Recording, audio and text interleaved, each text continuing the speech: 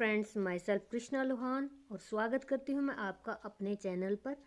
दोस्तों, आज का हमारा टॉपिक रहेगा राज्य के नीति निर्देशक सिद्धांत। इनका महत्व और उपयोगिता के बारे में आज हम पढ़ेंगे। उससे पहले छोटी सी भूमिका जो कि ज़रूरी होती है एक बड़े क्वेश्चन के लिए। यानी अगर आप किसी भी चीज़ से रिलेटेड कोई भी ऐसे टाइप चीज़ लिखने जा रहे हैं तो उससे पहले आपको एक भूमिका, अच्छी भूमिका देनी होती है। यानी कि मोटे तौर पर यूँ कहिए कि आपको उसका जैसे कि प्रस्तावना है, संविधान की प्रस्तावना है, प्रारूप है, ये चीज़ें आपको बतानी होती हैं कि आप किस चीज़ से, किस विषय वस्तु से संबंधित बात कर रहे हैं, उसकी आपको रूपरेखा देनी होती है। उसको हम क्या कहते हैं? भूमिका कहते हैं। आपको ये लिखना ज़रूरी है, क्योंकि अगर आप चाहते हैं कि आपके अच्छे नंबर आएँ तो आप ऐसे टाइप क्वेश्चन में भूमिका को ज़रूर इंक्लूड कीजिए और लास्ट में आप निष्कर्ष ज़रूर लिखें। अब ये तो बात थी भूमिका की और निष्कर्ष की। अब हम चलते हैं कि नीति निर्देशक सिद्धांत जो होते क्या हैं। भूमिका में यही बताएंगे हम, महत्व उपयोगिता के बारे में हम बाद में बात करेंगे। नीति निर्देशक सिद्धांत एक आर्थिक लोकतंत्र की स्थापना करते हैं या किसी भी सरकार का गठन करते हैं। दूसरा, अगर इन सिद्धांतों के पीछे कोई कानूनी शक्ति नहीं है तो न्यायालय क्या करेंगे? मान लीजिए अगर इनके पीछे कोई कानूनी शक्ति नहीं है तो ये न्यायालय है किसी भी सिद्धांत की अवहेलना पर किसी को दंड नहीं दे पाएंगे। ठीक है।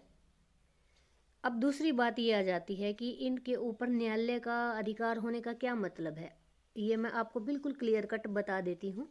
नीति निर्देशक सिद्धांत जो है एक सीमा या पाबंदी या एक कंट्रोल में रखने के लिए सिद्धांत हैं जो किस पर कंट्रोल रखते हैं? सरकार पर।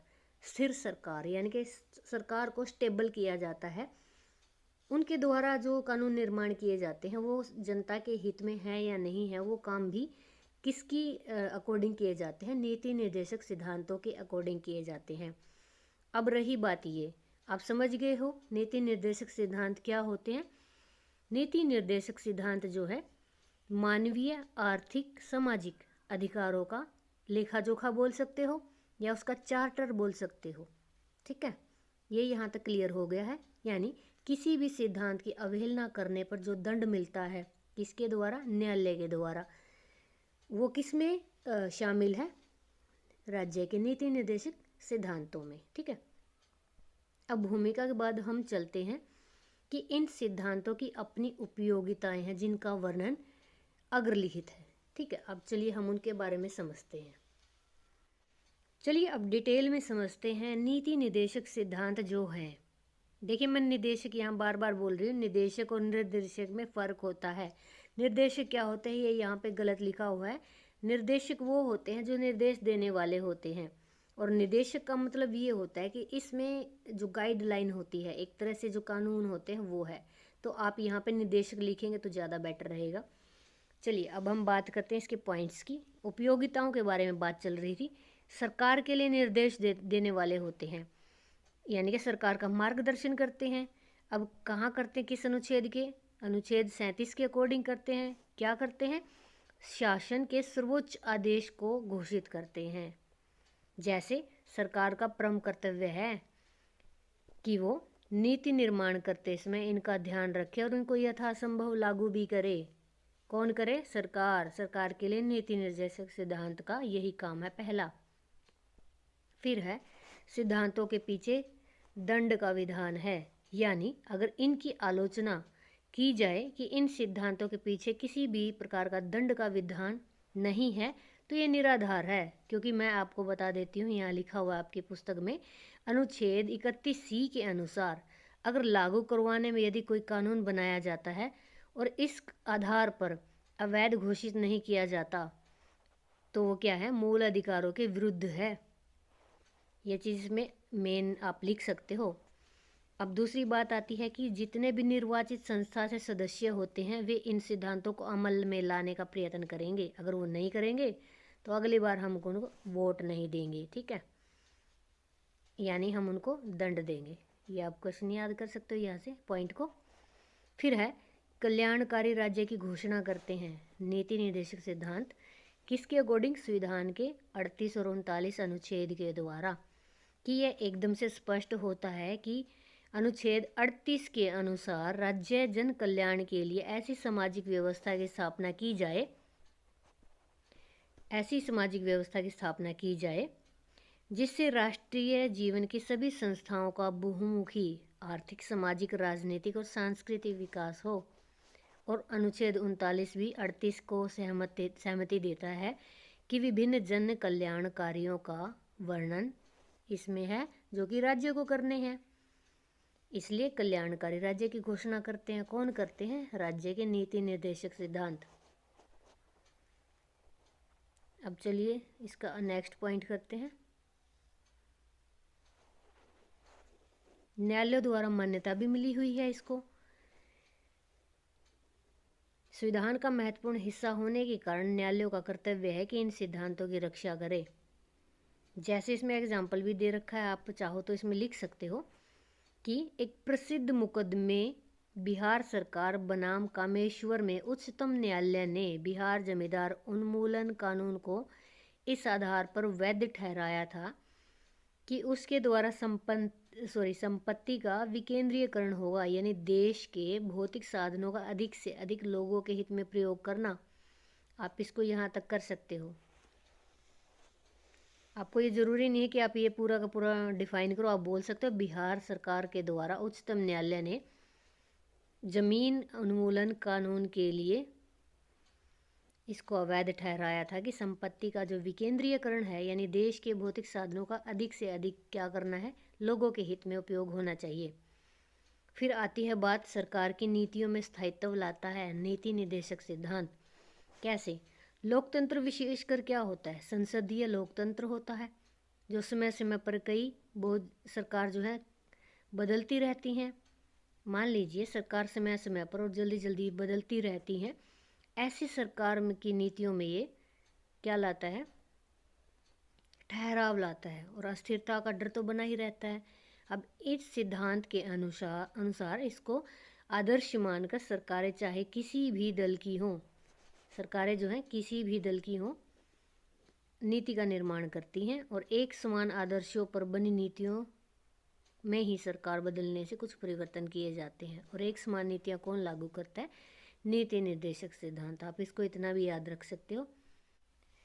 चलिए नेक्स्ट पॉइंट देखते हैं। मौलिक अधिकारों के संपूरक, यानी कि सप्लीमेंट्री होते हैं ये फंडामेंटल राइट्स के। आपको ये आप इस तरह से समझ सकते हैं कि मौलिक अधिकारों का वास्तविक लाभ तभी होता है जब देश का सामाजिक और आर्थिक वातावरण न्याय के अनुकूल हो, या यदि देश में बेरोजगारी, गरीबी, अन्याय हो तो राजनीतिक स्वतंत्रता और समानता केवल भ्रम मात्र बनकर रह जाता है। अब निदेशक तत्व जो हैं, कार्यपालिका और न्यायपालिका को एक दूसरे से अलग रखने का सुझाव इनके द्वारा ही दिया जाता है ताकि जो वास्तविक न्याय है वो प्रदान किया जा सके। आर्थिक प्रजातंत्र की स्थापना भी इन्हीं के द्वारा होती है। ये हम पहले पॉइंट में भी पढ़ चुके हैं। निदेशक सिद्धांतों से हमारे सामाजिक आर्थिक प्रजातंत्र का आदर्श छिपा हुआ है। इन्हीं सिद्धांतों के आधार पर वास्तविक रूप में आर्थिक प्रजातंत्र की स्थापना भी हो सकेगी। अब चाहे तो आप यहाँ इसकी अम्बेडकर की जो कोटेशन है वो कर सकते हैं।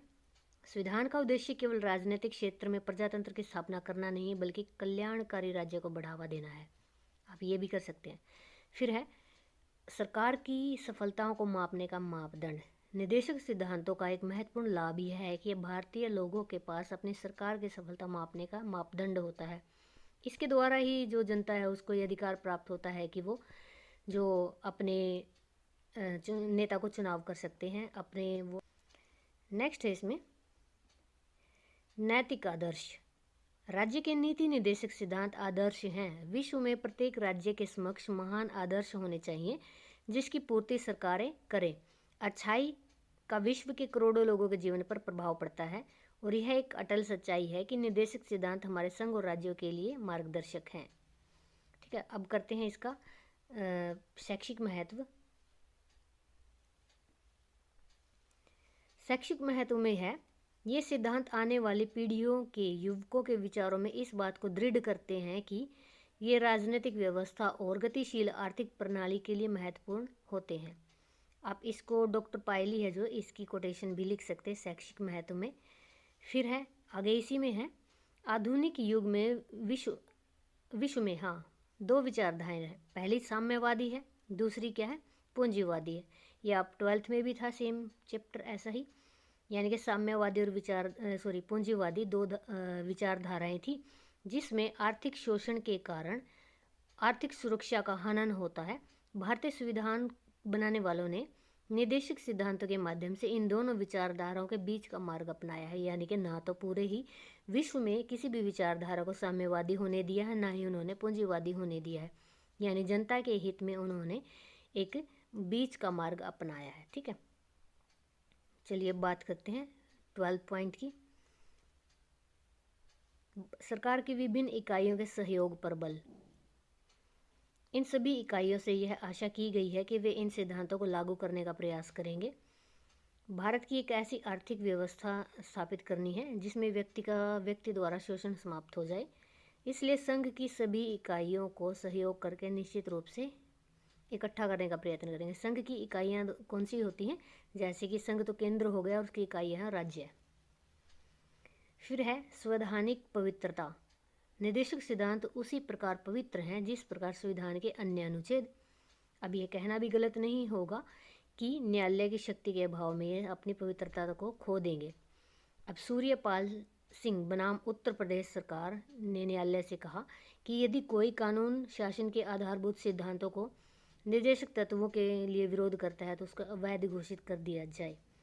अब आप ये क्वेश्चन आप इस तरह भी समझ सकते हो, लास्ट पॉइंट में भी इसका बिल्कुल कंक्लूजन निकाला गया है कि कोई भी कानून शासन के आधारभूत सिद्धांतों में अगर विरोध करे तो वो उसको अवैध घोषित कर दिया जाए।